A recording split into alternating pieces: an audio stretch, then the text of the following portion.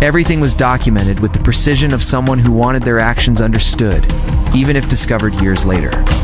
Margaret stared at the evidence that pointed to one undeniable conclusion. The betrayer wasn't motivated by greed or malice.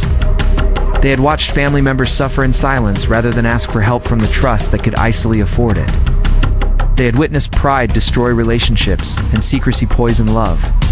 Now Margaret had to gather everyone together and force the truth into the open. The family gathered in the dining room, where Margaret placed the final piece of evidence on the table. Their faces carried dread and anticipation as Claire Morrison watched from the corner. Her presence a constant reminder of the secrets that had brought them to this moment. "I'm giving you one chance to confess," Margaret said, her voice barely above a whisper. "After 30 years of managing our trust, after watching our family struggle and suffer, someone in this room decided to take matters into their own hands." The confession came from the person Margaret least expected. Uncle Robert stood slowly, his weathered hands shaking as he reached for the documents. "I couldn't watch anymore," he said, his voice breaking.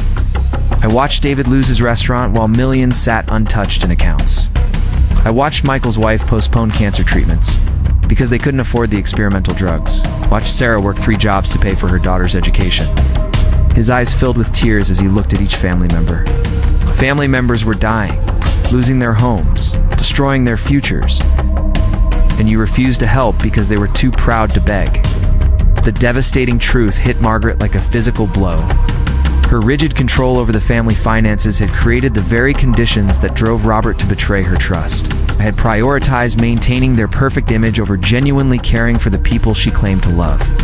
Her own children had suffered in silence rather than admit they needed help from a trust that could have easily saved them. Claire stepped forward, her voice steady but emotional. "I didn't come here to destroy your family. I came because Robert contacted me months ago. I felt guilty about keeping my father's secrets while watching all of you keep your own." She looked directly at Margaret.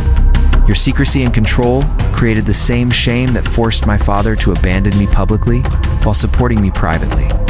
Robert's meticulous records showed 30 years of watching family members struggle while help remained locked away. Every transaction represented a moment when love had to break trust because honesty had become impossible.